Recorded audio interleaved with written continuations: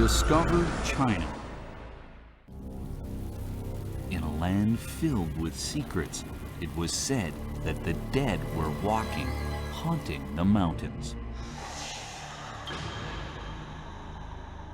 While many discount the stories as mere myths, others consider these to be truthful tales.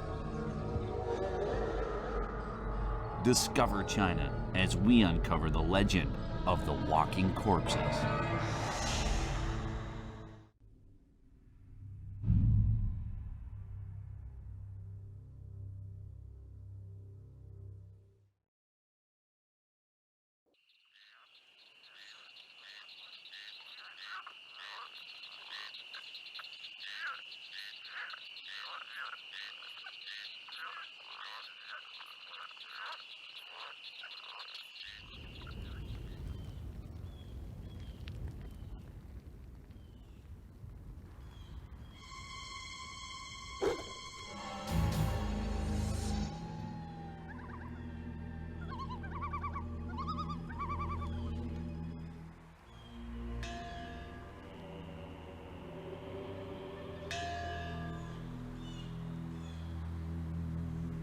In the early 20th century, a mysterious group of people was spotted in the remote mountains of Xiangxi in West Hunan province.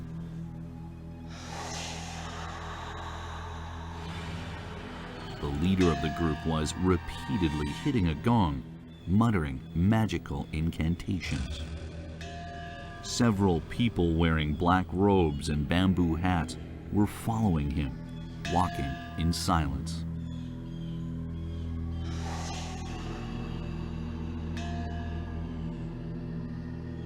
These ghostly images led many people to believe that they were unearthly beings.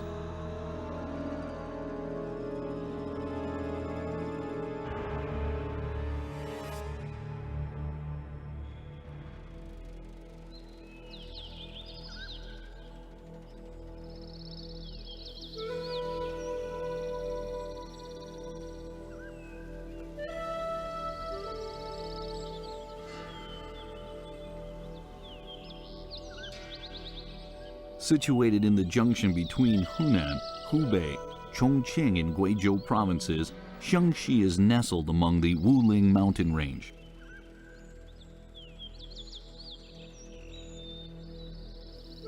Combining the cultural elements of each local ethnic group, this region is abundant with legends and stories.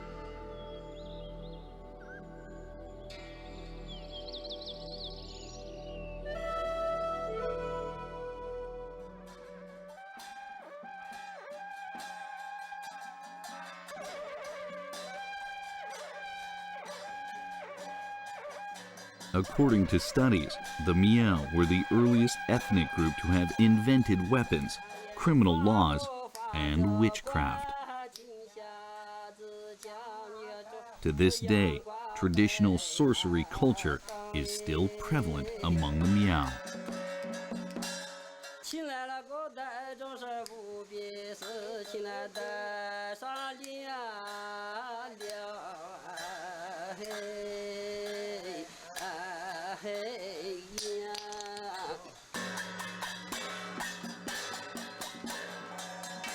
Some of the most mysterious aspects of these traditions originated from an ancient battle.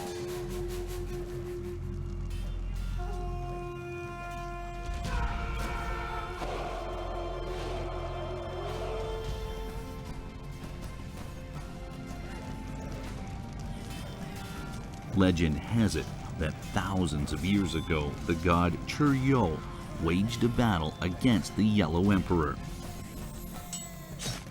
The long battle was fierce. The fields were flowing with blood. When the battle ended, Chur-yo gazed upon the piles of corpses in the fields. He ordered his advisor, "We cannot leave our brothers like this. Use your magic to return them home." Standing among the corpses, the advisor began whispering incantations and spells. He prayed to the gods and began his ceremony.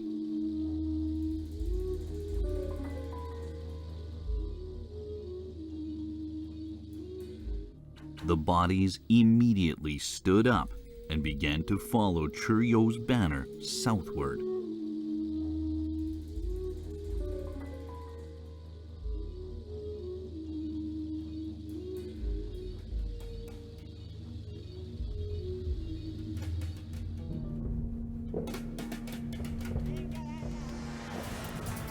The legend continues that in order to mask his retreat, Chiyou and his advisor conjured up a great cloud of fog. This defensive measure became known as Wu, or the 5-mile fog. In Chinese writing, the character Wu was far too complicated. It was soon replaced by another character, also pronounced Wu, meaning witchcraft. The top horizontal stroke of the character stands for heaven or the fog, while the bottom stroke stands for earth. In the middle, the vertical stroke symbolizes Chiyou's banner. The two characters on either side of the vertical stroke represent Chiyou and his military advisor. Yet this legend appears only in the Xiangxi area.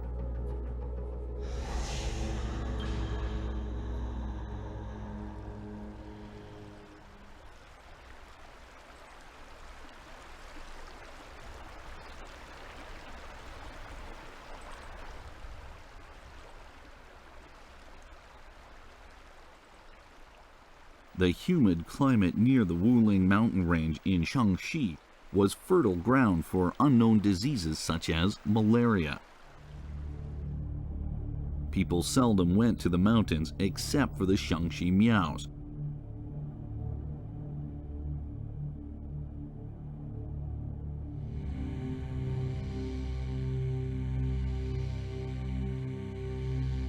In Xiangxi tradition, burying people at their home was a deeply rooted notion. The people of Xiangxi believed that if someone died in a distant land and was not buried at his home, his soul would turn into a lonely ghost and never be released.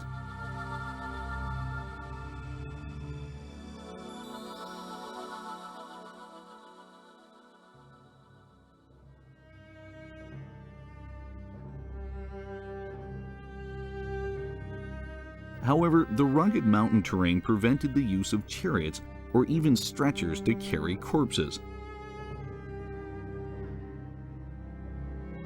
With their local witchcraft, the people in Xiangxi created a mysterious way to carry their dead to their resting place.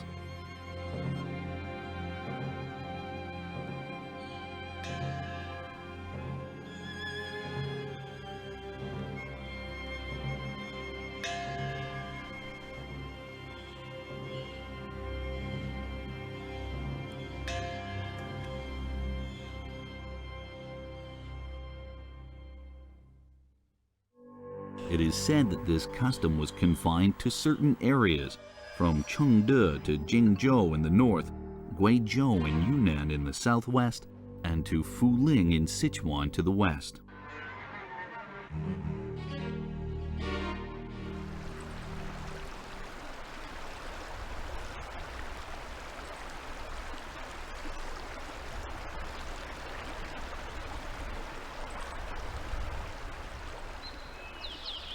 In 1994, a film crew from Hong Kong intended to shoot a movie in Xiangxi about the walking corpses.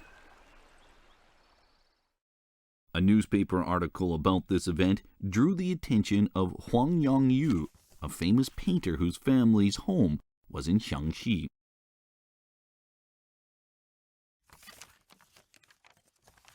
He wrote a harsh letter to the owner of the movie company. I hope that you won't mislead people's understanding of our yet-to-be-developed region. In particular, do not insult us. At Huang's insistence, shooting of the film was eventually cancelled. It appeared that Mr. Huang did not believe in the existence of walking corpses. Examining records found in a library in Luxi, no official accounts of this occurrence were recorded. Although several Xiangxi scholars had made references to corpses walking, they were vague and unfounded.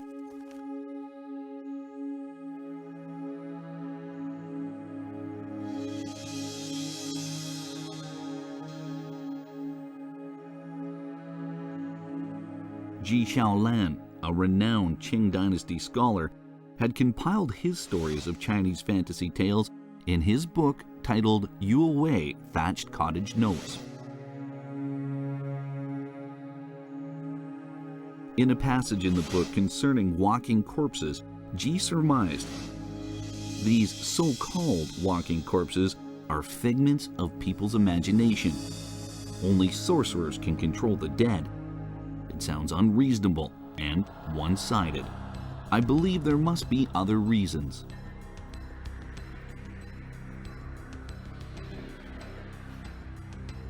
It would seem that the walking corpses were merely a folk legend.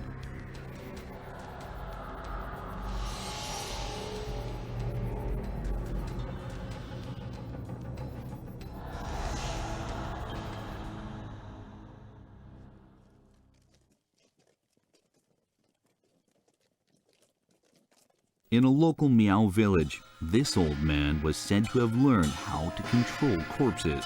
He used to be a priest. After performing his ritual, he explains the intricacies of this strange custom.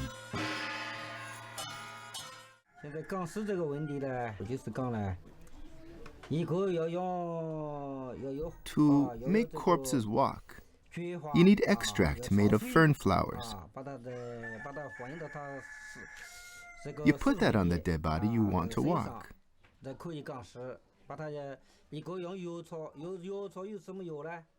Other herbs were also necessary. One was wild morning glory flower, and the other was huiyang plant.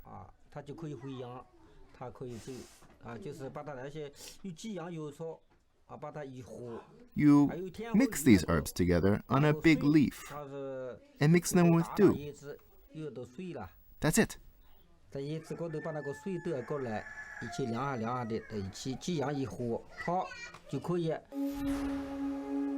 A plant called huiyang is described in both the Qing Dynasty's Materia Dietica and the Ming Dynasty's Compendium of Materia Dietica.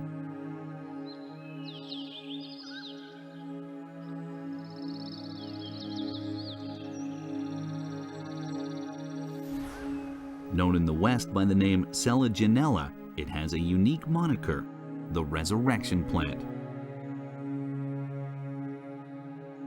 However, this plant does not bring the dead back to life.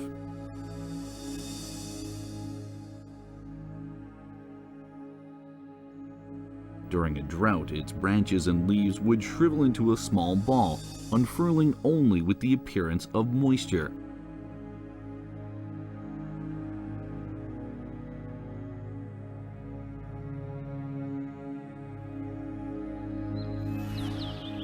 Since Xiangxi is home to various plants, perhaps there is another plant that can revive the dead.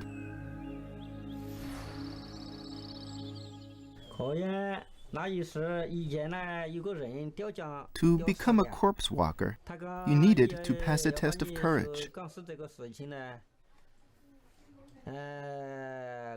When I was young, someone committed suicide by hanging. Something was put onto the dead body, and I had to fetch it. There was a woman wearing a bracelet and earrings. Whoever had the courage to take these items away from the body was considered qualified. But at that time, I didn't dare do it. Honestly.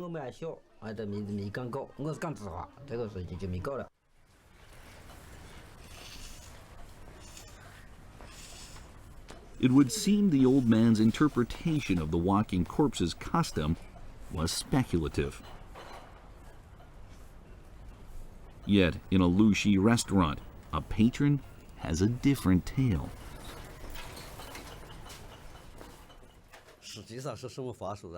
There was no magic. As a matter of fact, the corpse walkers tied the corpses to bamboo poles. I've heard that the muscles in the ankles still retain about 15% of their flexibility after death. Making use of this, corpse drivers drove the corpses out at night, hiding them indoors during the day.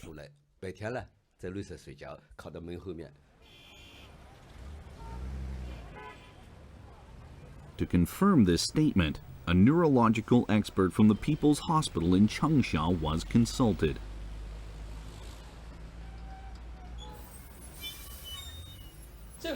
I think this was really impressive.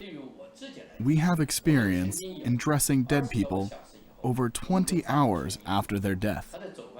Their elbow joints can still move shortly after death, but this movement is passive, driven by an outer force. The same goes for the joints in the knees. In my 30 years of working experience, the longest span of joints being still limber after death is no more than 20 hours.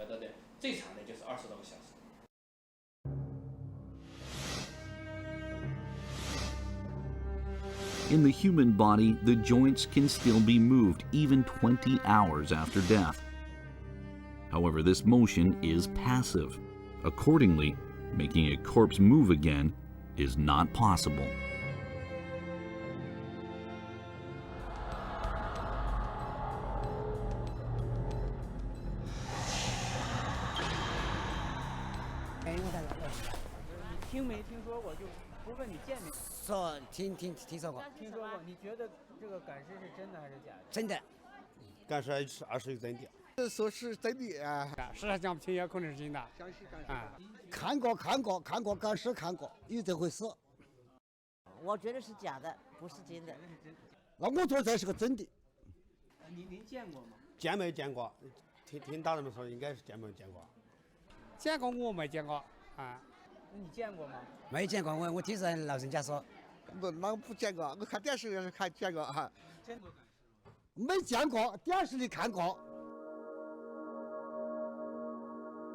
Although the majority of the population in this area believes that the walking corpses did exist, there are some who doubt it.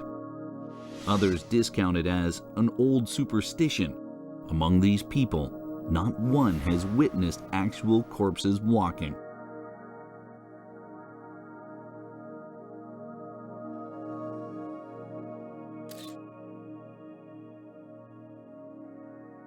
Shen Zongwen, a famous author from Xiangxi, gave the following description.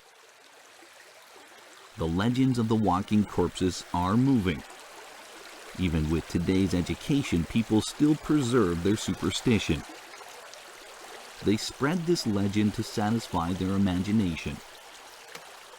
For the locals, they retell the legend again and again because they feel obliged.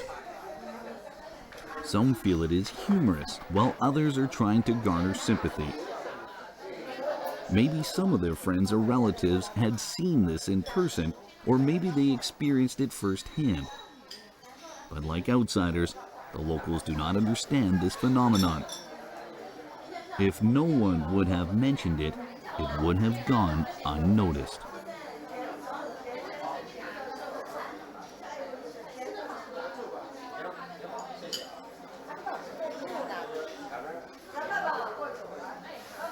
It would appear that even the locals in Xiangxi blew these legends out of proportion, spreading them by word of mouth.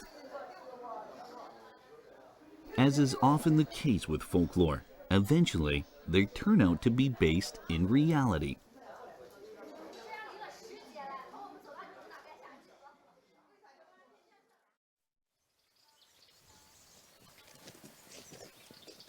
These two elderly gentlemen from Pushi in Luxi County claim to have seen walking corpses. It was during the 1930s. The anti-Japanese war broke out in 1937. I saw walking corpses in 1939.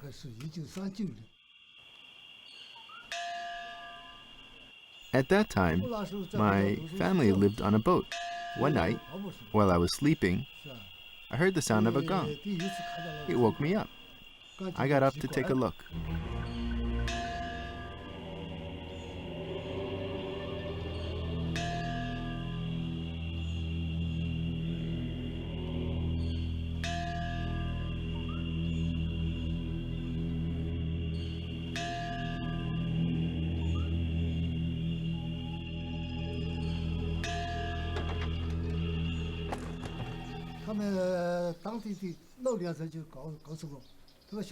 A local old man told me that the things that I saw were walking corpses. Those were people who had died out of town. With no money to carry them home, their families asked the corpse drivers to get them there.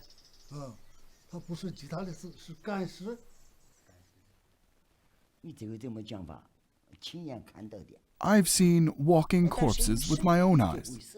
It did exist. Most old people born during the Republic period, or old people born during the late Qing Dynasty had seen them. There were more than just 1 or 2 corpses. Sometimes, there were even 3 or 4 corpses. If the walking corpses never existed, what did Lu Wanjin and Lei Wangxi see?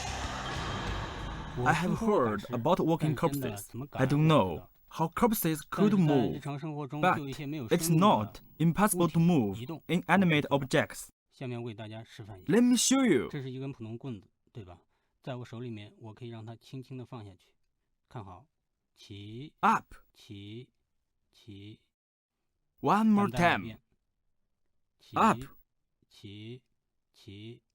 OK。 I can 它不仅 even 能走， make it 它还可以让它 move 在空中 around 飘 my body. 走。它不仅可以在空中飘，还可以在我身体围着转。停。其实我是一个 I'm a 魔术师 magician. 我刚才给大家 What 表演 I 的是一个 showed 魔术。 you just now is 我主要说 only 明 a 的事情 magic 就是在 trick. 日常生活中 What 大家 you 所 see 看到 is 的一 not 些事情 always 并不见得是 true. 真实的。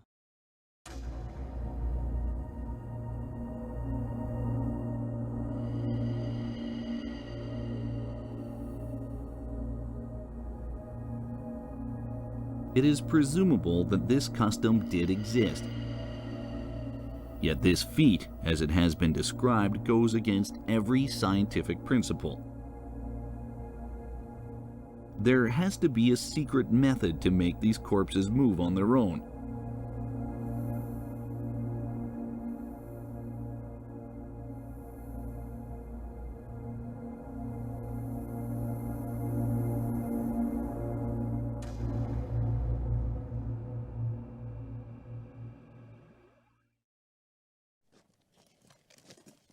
During the 1950s, in a dusty reference room in the Luxi Library, a report by 2 soldiers was discovered, shedding some light on the mystery of the walking corpses. On the next Discover China, we delve deeper into the myths, tales, folk tales, and rumors of the legend of the walking corpses.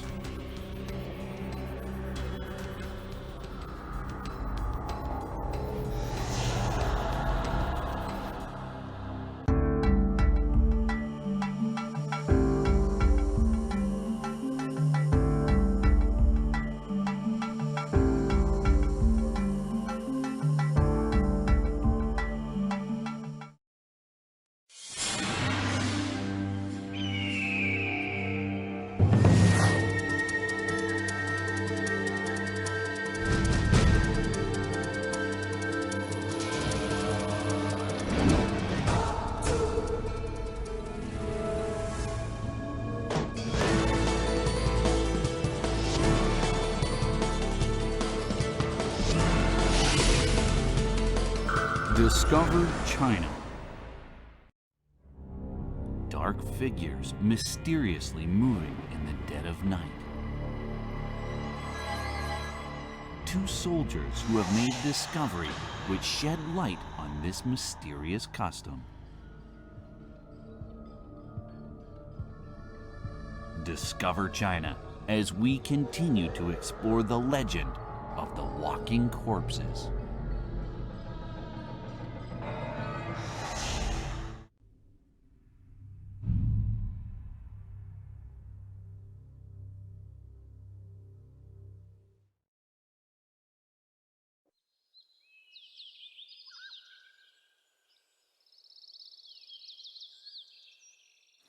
In the 1950s, with the establishment of the People's Republic of China, society was in turmoil. Conspirators ran rampant throughout the country, seeking power. While on a mission to expose these schemers, two plainclothes soldiers encountered a strange occurrence.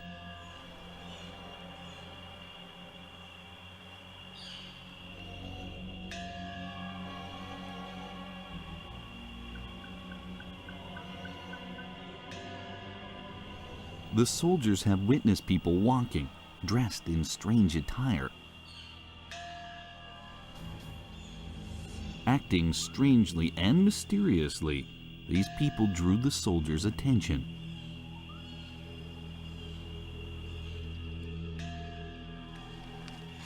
The soldiers followed their tracks. These figures in black were surely up to no good.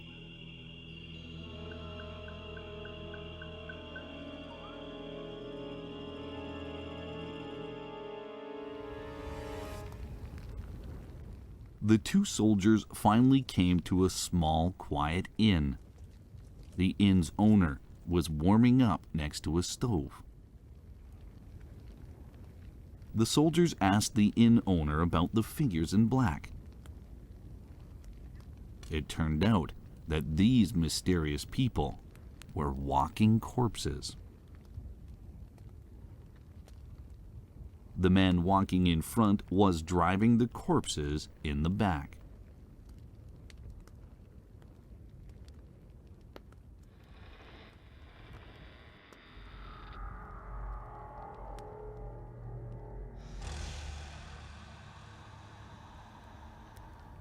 Doubtful, the soldiers went to the corpse driver's room. They knocked at his door. After a long wait, the door finally opened. The man opened the door and he appeared nervous. The alleged corpses were sitting next to the wall.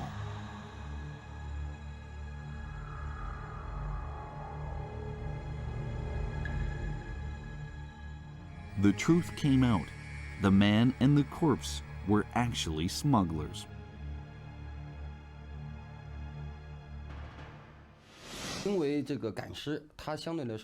Since the walking corpses were very mysterious and frightening, the locals tried their best to avoid them. They were afraid that misfortune would follow should they cross the corpse's path. This way, the corpse drivers could stay out of the crowds. This was very convenient for smugglers smuggling tobacco or other commodities.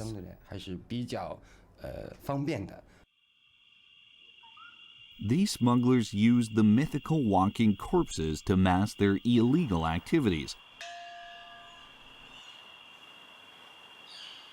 They capitalized on the terrorizing effects of this practice to prevent anyone from approaching them.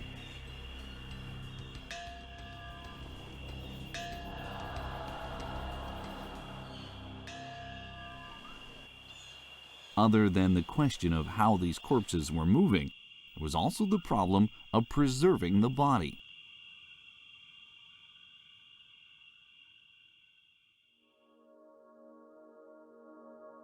The corpse drivers' daily lives were no different from those of ordinary farmers. They worked from dawn till dusk. Only upon being commissioned to drive a corpse would they dress up and perform this mysterious undertaking. Although they were proficient in their field, they rejected the term corpse driving.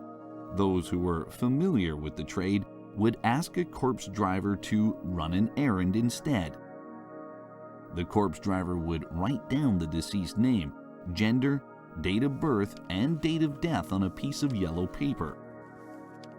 He would then draw incantations on another piece of paper, folding the two papers together. Only then would he set out.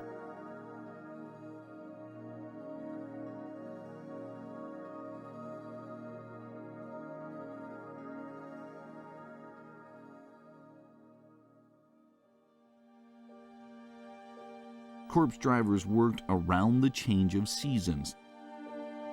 They preferred to work during the autumn and winter.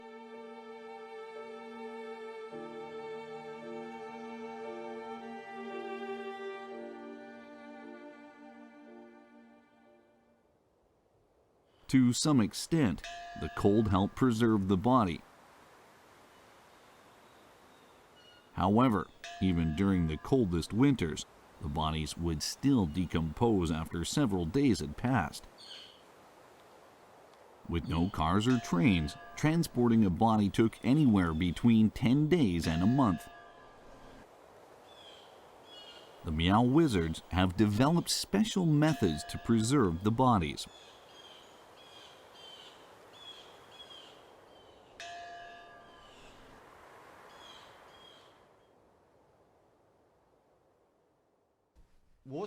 I've personally seen someone from our department after his death. His body was sealed up in a coffin by a senior wizard.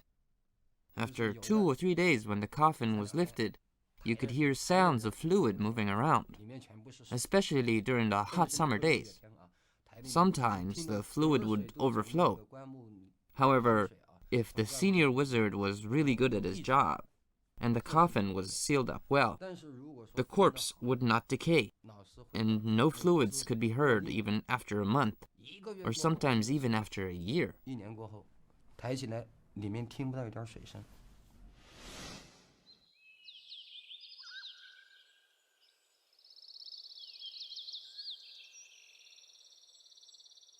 Legend has it that when the Miao moved to western Hunan, they had forgotten their ancient sorcery arts. Instead, they began refining cinnabar, which is found in abundance in western Hunan.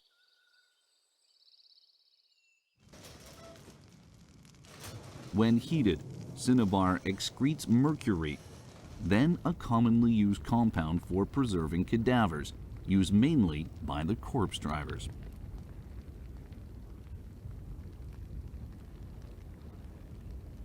The finest cinnabar came from Chenzhou in the Xiangxi area, earning it the nickname Chen Cinnabar.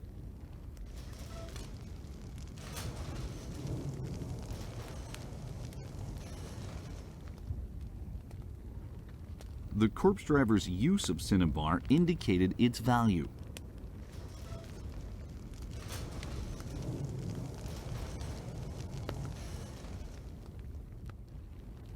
Xiangxi is home to many varied and colorful customs. Yet the question of corpses walking around remains a puzzling mystery.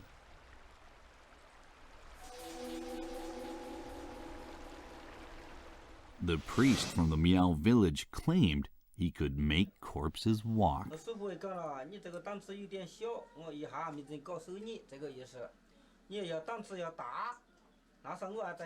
You had to have ample strength. Basically, you should be able to carry 40 or 50 kilograms. You had to have ample strength. Being a corpse driver was demanding, requiring the drivers to carry great weights. Yet the corpses seemed to be walking by themselves and not carried.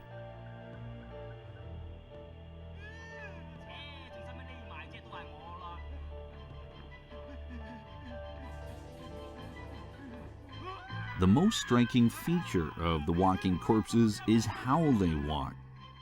They did not so much walk as they did jump.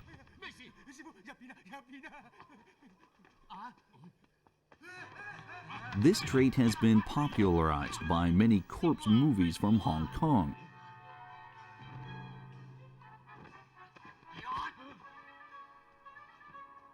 In these movies, the corpses would stretch their arms forward and jump around. According to legend, the corpses jumped around because they could not bend their knees.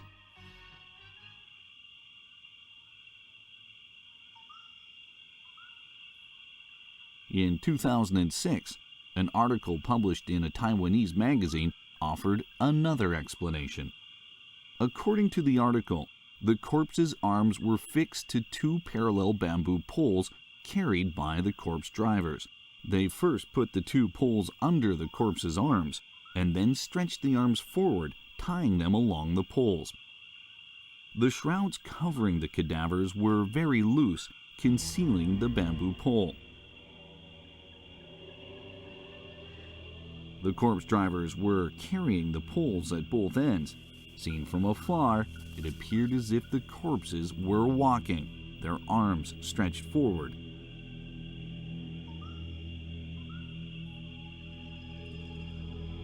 Additionally, since bamboo is flexible, when attached to the heavy bodies, it would flex, making the bodies jump.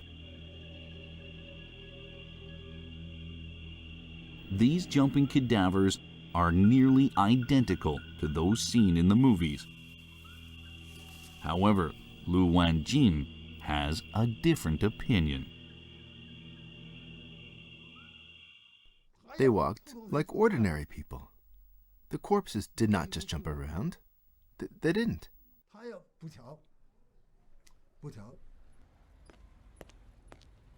It would seem the report from the Taiwanese magazine was based largely on the fictional accounts of Hong Kong's horror movies.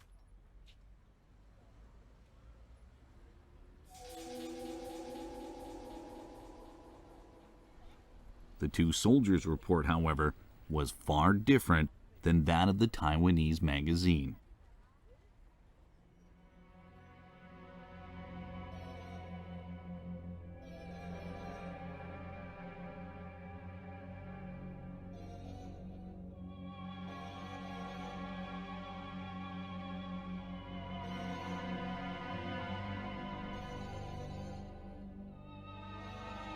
According to their report, the soldiers saw an actual corpse.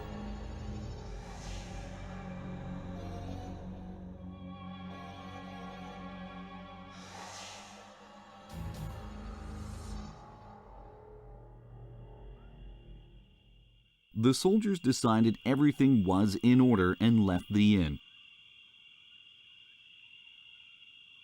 However, as they were leaving, one of them suddenly realized there were two bowls and two sets of chopsticks in the room. Acting on this suspicious clue, the two soldiers hurried back to the inn. This time, however, they hid nearby, covertly observing the inn. As darkness fell, two figures in black left the inn. The soldiers began following them.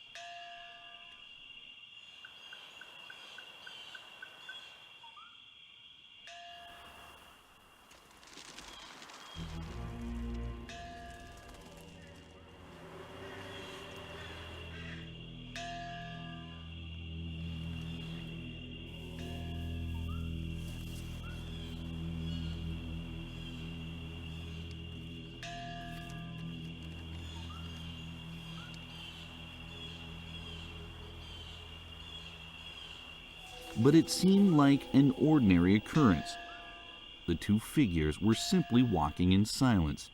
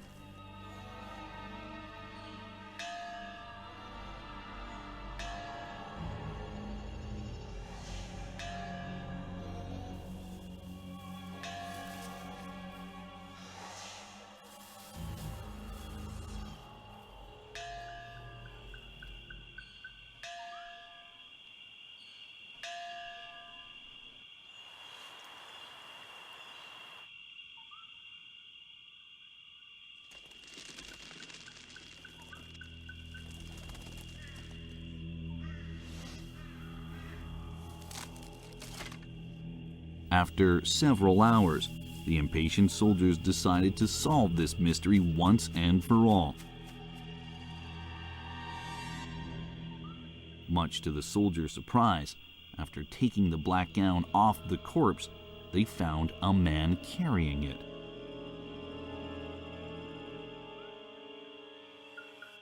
It turned out that these two men were a master corpse driver and his student who were taking turns carrying the corpse.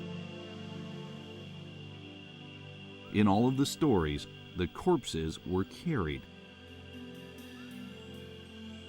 Under the cover of darkness, wearing loose gowns, the custom of the walking corpses was deliberately shrouded in mystery. Yet this deliberate act raised many questions. After all, the corpse drivers were hired to carry the dead back to their families. What they carried was not the whole corpse. It was mostly clothes. The corpse drivers put the head of the body in a basket, discarding the arms, legs, and the internal organs. This was another speculation.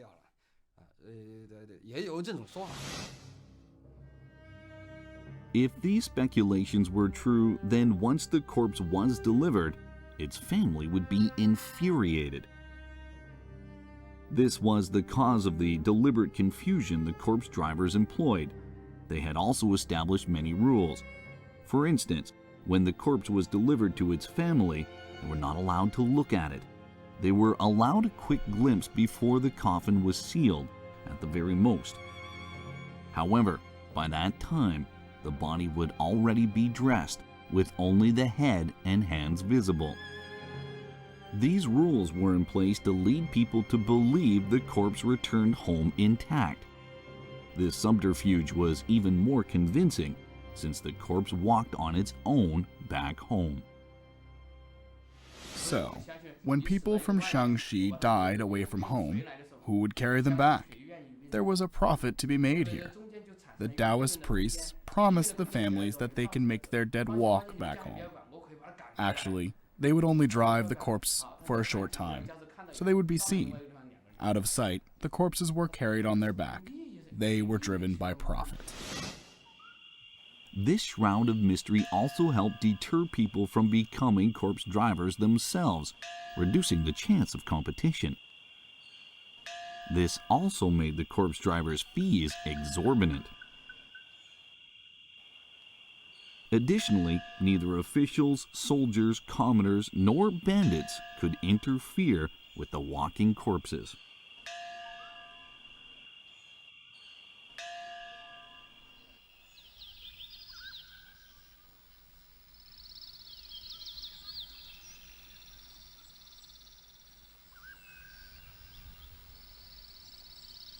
The last records of the walking corpses date back to the 1950s. They have since become a distant memory in folklore. Laying down their incantation-covered papers and their copper gongs, the former corpse drivers once again picked up their hoes, returning to their farm lives.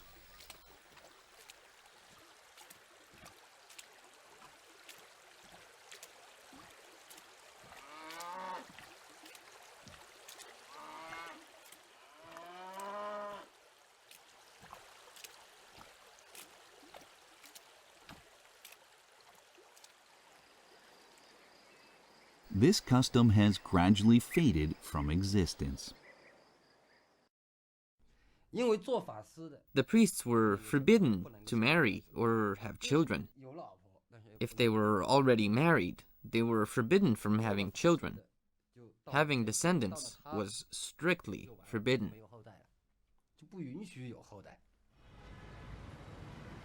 Due to these restrictions, many were unwilling to become corpse drivers.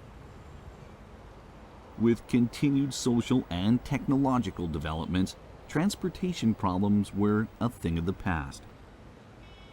Corpse driving had since lost its meaning. The popularization of education has revised the way people perceive certain supernatural events. This may be another reason for the disappearance of this custom.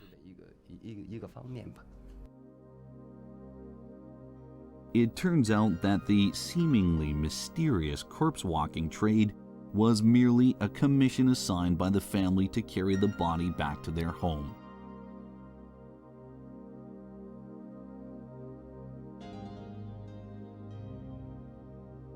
Visitors to Western Hunan might still ask about the fantastic tales of the walking corpses, and the locals might oblige them.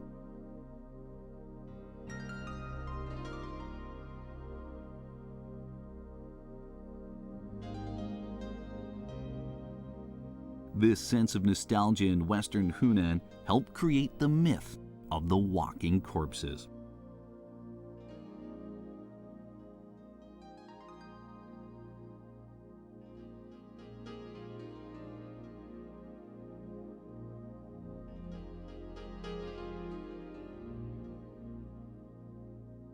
Western Hunan is regarded as the home of witchcraft culture,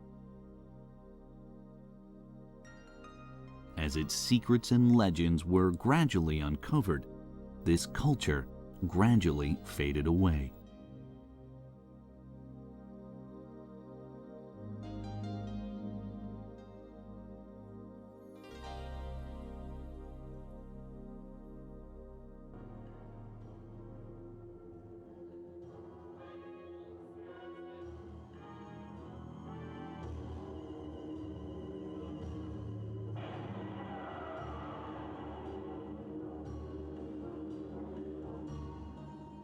Today, the walking corpses are nothing more than an elaborate stage show attracting numerous spectators.